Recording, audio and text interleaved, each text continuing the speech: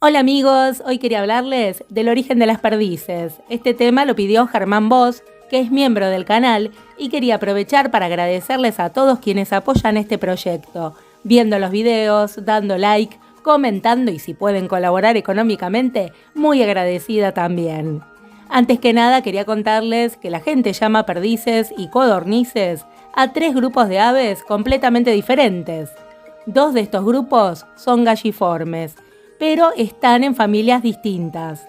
El tercero es de un grupo nada relacionado con los anteriores, y son parecidos por mera convergencia evolutiva. Comencemos por los que viven en Europa, Asia y África, es decir, perdices y codornices del Viejo Mundo. Sus parientes más cercanos son las aves que llamamos de corral, como gallinas, pavos reales y faisanes. Las perdices del género Perdix son muy conocidas por su amplia distribución y porque habitualmente la gente las cazaba para comerlas. Lamentablemente se encuentran en disminución en su hábitat natural y en aumento en los lugares donde fueron introducidas y soltadas, como es el caso de Estados Unidos y Canadá, donde se comportan como invasoras.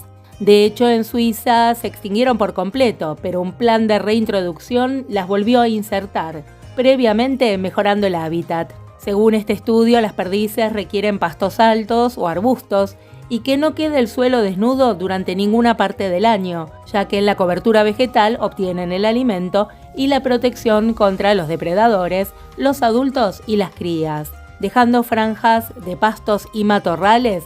Dentro de áreas de cultivo intensivo, lograron una reintroducción exitosa. El segundo grupo que llamamos perdices o codornices es el de los odontofóridos. Estas aves son exclusivas del Nuevo Mundo, en especial en América del Norte y América Central, aunque algunas, como el género Odontophorus, están bien representadas en América del Sur. La especie más conocida es la codorniz de California, que se ha criado por su carne y huevos, y hoy en día es invasora en distintas regiones del mundo, por ejemplo en Chile, en Canadá, en Hawái, en Argentina, en Nueva Zelanda y en Australia. Estos 2 grupos son galliformes, pero ¿qué parentesco hay entre ellos? En este estudio se identificaron consistentemente 5 familias de galliformes: los megápodos, que son constructores de montículos, los crásidos, las pavas y chachalacas, los numídidos, que son las gallinitas de Guinea, los odontofóridos, es decir, las codornices del Nuevo Mundo, y la familia más grande, que es la de los faisánidos, donde están faisanes, perdices y codornices del Viejo Mundo. En el árbol filogenético podemos ver que ambos grupos no son tan cercanos. Este estudio se remontó a 99 millones de años atrás y llegó a las siguientes conclusiones. La diversificación de las aves modernas, o sea los neornites, comenzó en el Cretácico Superior, hace 95,5 millones de años, y la divergencia entre galliformes y anseriformes ocurrió antes de la caída del meteorito que acabó con los grandes dinosaurios, probablemente hace 82,1 millones de años. Dentro de los galliformes, los megápodos divergieron en el Cretácico Superior, hace 71,7 millones de años. Los crásidos divergieron de las familias restantes luego de la caída del meteorito, hace 62,4 millones de años. Las gallinitas de Guinea divergieron en 41,3 millones de años, y la división entre odontofóridos y faisanes ocurrió hace 39,9 millones de años. Los tiempos de divergencia entre los distintos géneros dentro de cada familia son relativamente recientes, principalmente durante el Neógeno. Por ejemplo, los géneros actuales de megápodos, de crásidos y de numídidos comenzaron a diversificarse hace 24,3 millones de años, 13,3 millones de años y 10,6 millones de años, respectivamente. Los galliformes posiblemente siempre han tenido un aspecto similar. Por ejemplo, este es Paleactoris, que está lejanamente emparentado con el urogallo. Sus restos fosilizados fueron encontrados en Nebraska y en Maryland, en Estados Unidos, y datan del Mioceno temprano, con 20 a 25 millones de años. Aquí tenemos a Regminornis, un pariente de los pavos americanos, con 20 millones de años, es decir, que vivió en el Mioceno y fue encontrado en Florida Central. Este otro es Proagriocaris, también encontrado en Nebraska, se encuentra estrechamente relacionado con los pavos o guajolotes, vivió durante el Plioceno superior hace unos 5 millones de años y era más pequeño que otras especies de pavos. Dentro de las perdices y codornices, les quiero destacar a esta. Es la codorniz de Nueva Zelanda, o coreque en maorí. El macho y la hembra eran similares, pero la hembra era un poco más clara. Esta especie habitaba en pastizales de tierras bajas y con helechos. El primer espécimen obtenido por un europeo fue recogido en 1827 en el viaje de Dumont-D'Urville. Lo más probable es que se extinguiera hacia el año 1875, debido a enfermedades que tenían aves de caza que habían sido introducidas. Hace unos años se suponía que podían quedar ejemplares supervivientes en la isla Tiritiri Matangi. Sin embargo, un estudio determinó que no eran codornices de Nueva Zelanda, sino codornices marrones, que son originarias de Australia continental, Tasmania y Papúa Nueva Guinea, y que fueron introducidas en Nueva Zelanda y en Fiji. Vayamos ahora al tercer grupo, de los que se denominan popularmente perdices. Estos son los tinamúes o inambúes, originarios de América del Sur. Habitan desde la Patagonia hasta México, ocupando una amplia gama de hábitats. Los tinámidos son paleognatos, es decir, un grupo de aves completamente diferentes a las que les contaba antes, que son neognatos. Los paleognatos se originaron en el supercontinente de Gondwana y existe un debate sobre cómo se originaron. Resulta que la mayoría de los paleognatos son muy grandes y no son voladores. Por ejemplo, el avestruz, el casuario, el emú, el ñandú. Pero en el pasado llegaron a ser mucho más grandes, estando entre las aves más altas y más pesadas que jamás hayan vivido. Por ejemplo, moas y aves elefante.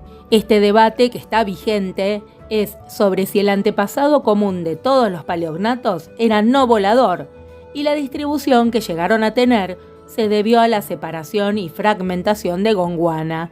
Esto es lo que en biología se llama vicarianza. La otra opción es que el antepasado de los paleognatos fuera pequeño y volador. Este antepasado llegó independientemente, volando a todas las tierras sureñas como América del Sur, África, Madagascar y Nueva Zelanda, y ahí perdió la capacidad de vuelo. Se hizo gigante, también en forma independiente en cada caso. Esta segunda idea sería más probable si estamos mirando los tinamúes.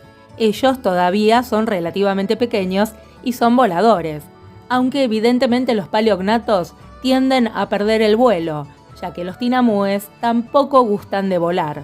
Prefieren correr y ocultarse entre el pasto y los matorrales mucho más que salir volando, aunque si hiciera falta lo pueden hacer. En conclusión, los tinamúes son los únicos paleognatos voladores y su peso va desde 43 gramos en el tinamú enano a 2 kilos en el tinamú gris.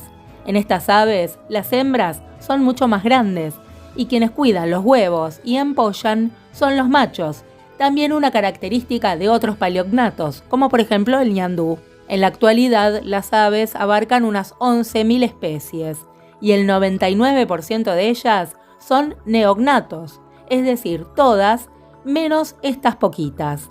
46 especies de tinamú, 2 especies de ñandú, que viven en América Central y del Sur, 2 especies de avestruz en África, el emú, que está solito dentro de su género, 3 especies de casuarios, que viven en Australia y en Nueva Guinea, y aproximadamente 5 especies de kiwi, que viven en Nueva Zelanda. 9 especies de moas y 4 especies de pájaros elefantes sobrevivieron hasta el Holoceno en Nueva Zelanda y Madagascar respectivamente, antes de que se extinguieran. Esto estuvo relacionado con la actividad humana, que tuvo un impacto desproporcionado en aves insulares que no eran voladoras.